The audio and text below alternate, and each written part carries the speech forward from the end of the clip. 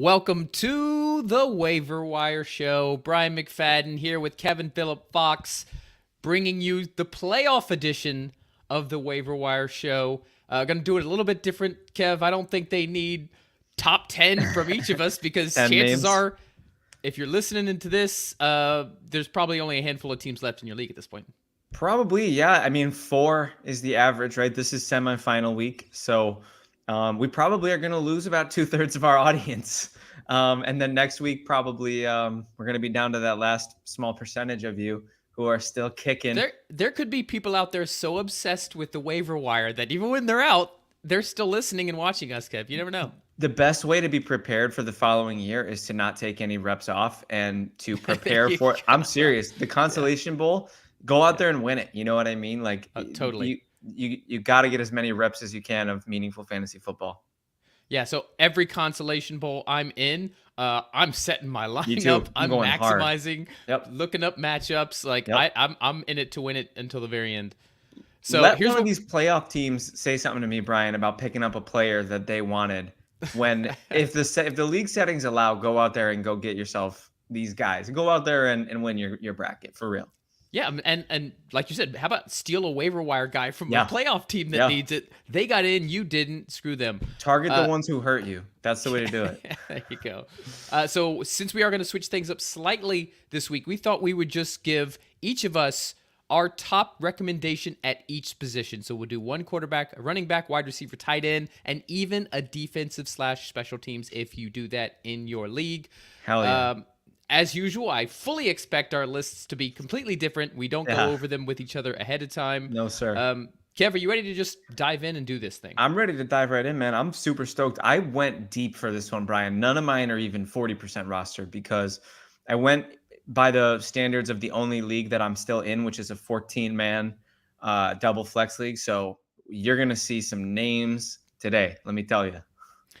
Well, here's a name that I never thought in 2023 I would be putting on the waiver wire recommendations list, let alone coming up on week 16.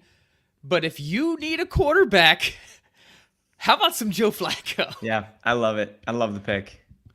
So he's been special. He has been, of course, I should have had my notes ready. I've got his stats up here, but he has been a QB1 essentially for 3 straight weeks. I think he was QB 13 in the first week that he started. But he's averaging over 300 yards, I think 313 yards per game, over 2 touchdowns per game, and averaging just around 20 fantasy points. This is Joe Flacco.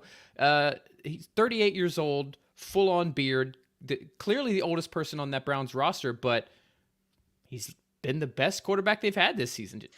Yeah, and it's also been a beautiful story. I mean, I've always been a big Flacco fan.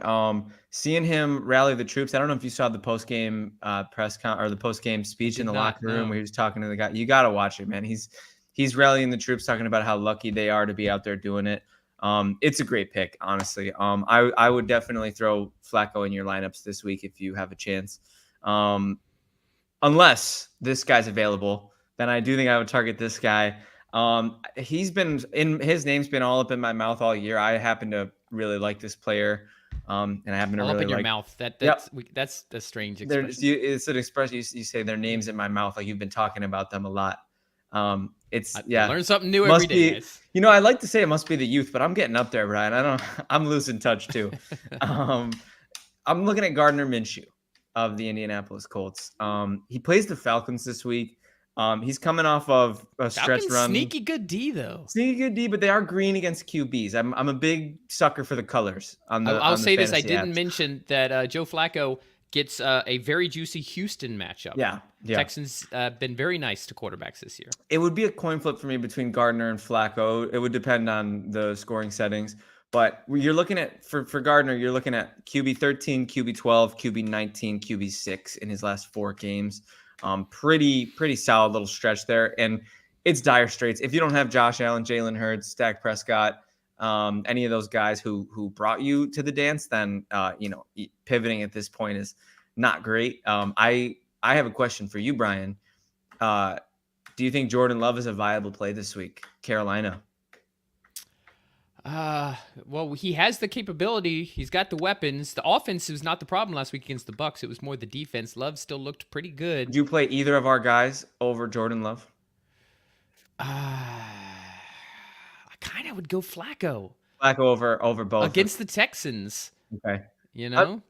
we need to give these people a frame of reference because there's so few teams left. There's so few, quarterbacks left. So, but Gardner's my pick. Go out there. He was QB6 last week. Faces a green matchup. Atlanta should be a good game. So, McFadden, where are you looking at for running backs this week?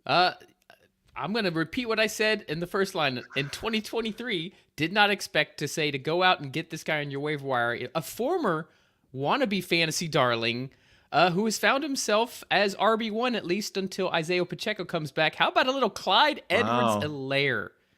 So averaging 16 touches over his last 2 weeks, Kevin.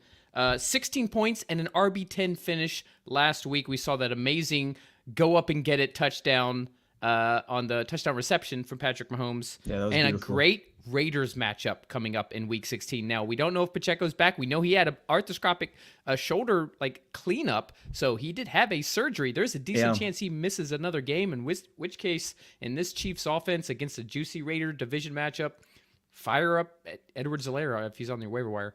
Yeah, I couldn't agree more. I mean, having a piece of the Chiefs offense is just never a bad thing.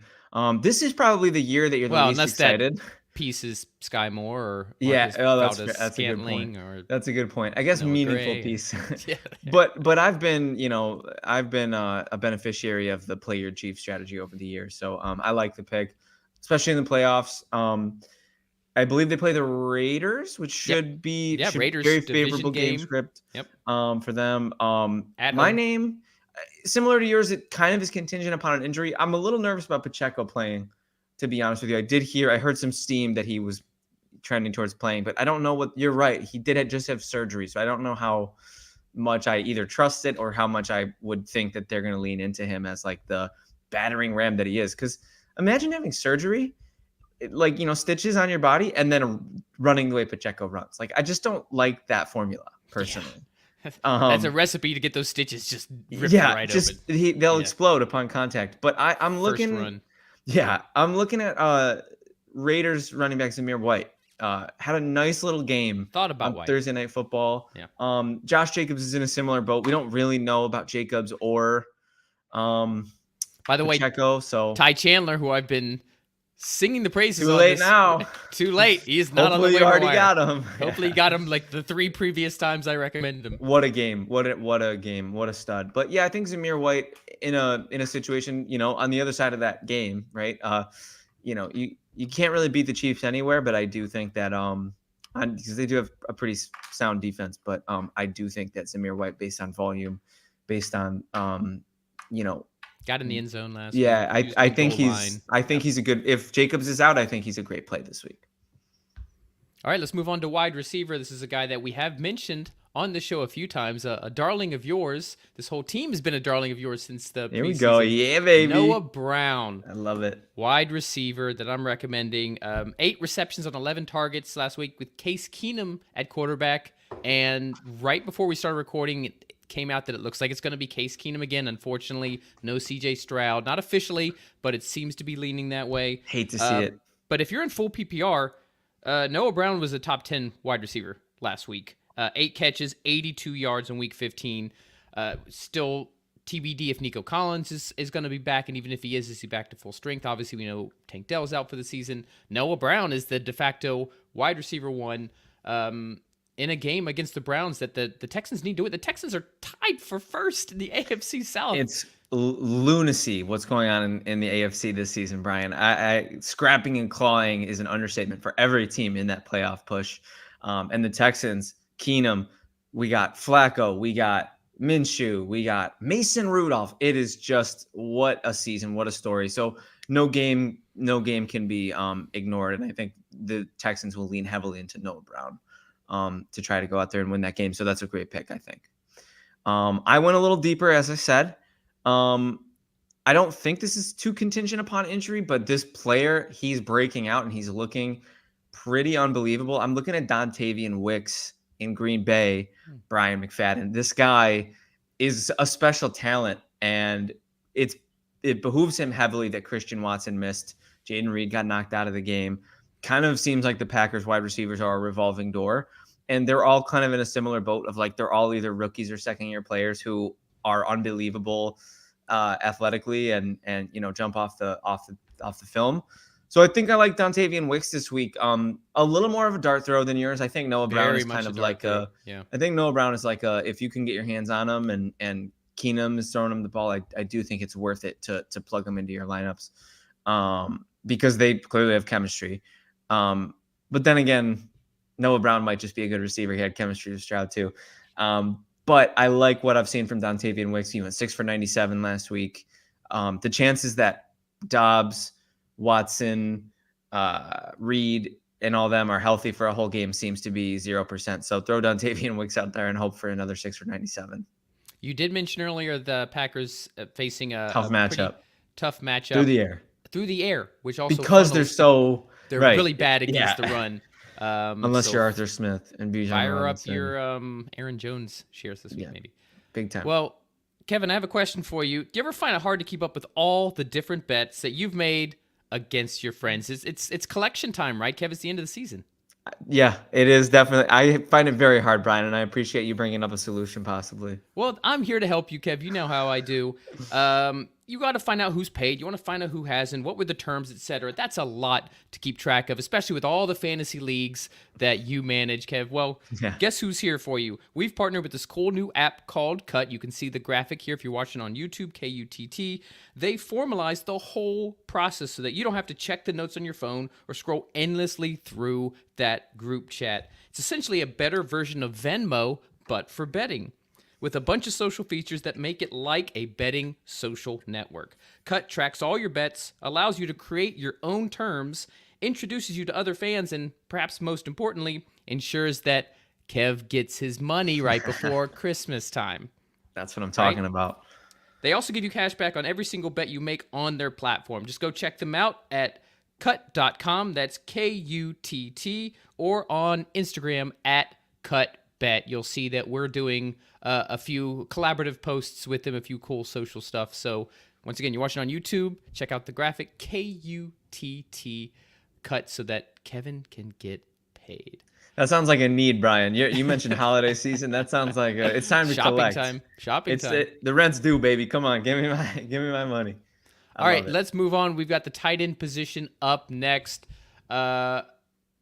As usual, a barren landscape, not a lot to choose from. So I went with the hot hand, and I went with tight end Hunter Henry. Yeah. Tight end 4, 2 weeks in a row now. He's averaging 19.5 points per game in those 2 weeks. In an offense where nothing else is working, Ramondre's out. Fire up Hunter Henry if he's going to keep putting up games like this. At this point, if you need a tight end that bad, he's going to be the best bet on the waiver wire. 100%, and he's a good weekly bet for a touchdown. He's caught a touchdown very frequently. It kind of feels like if the Patriots are scoring a touchdown now, he's got 3 in the last 2 weeks. It's either Henry or Zeke. So I really like the call there on Hunter Henry. Again, I mentioned it. I'm going deep all week, and if you're taking my advice on the wide receiver, don't take my advice on the tight end. But Tucker Kraft. Man. You're still sticking with the Packers. Hey, I'm feeling it, man. Yeah. Hot hand, like you said. It's been a good year for their offense, man. Jordan Love has been producing at a high clip. He's been funneling targets to the tight end position, whether it was Musgrave or now Tucker Kraft. But, he's a good player. And he jumps off. Again, he jumps off the tape. He's athletic. It's nerve-wracking with the Carolina matchup because it could be a boat racing, right? They might not be doing much throwing. So, hopefully Hunter Henry's available. But I like Tucker Kraft just based solely off upside. We've seen it time and time again already this season. So look no further than Tucker Kraft. If you're trying to make a dart throw, if you're trying to go out there and win a matchup, make up for a deficit somewhere else on your roster, that's the place to do it. Yeah, this is a dart throw. There's no buy. So this is if your tight end is, I don't know, completely disappointed you or injured. Right. This is the one I'm the least confident in, I would say, the tight end position, but that's usually the case. It's always a dart throw.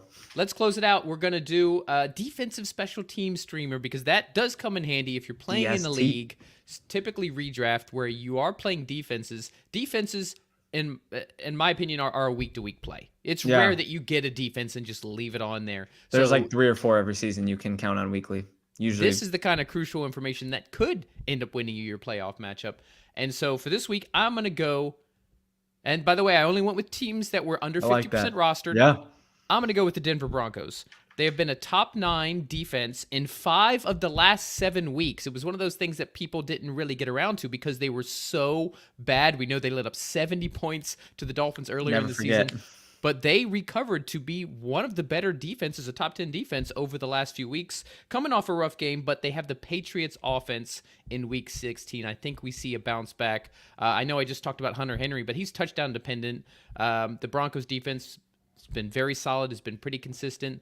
I think they're going to want to bounce back here. I love this as a streamer option, and they should be available on your waiver wire. Yeah, no, I think that's a no-brainer.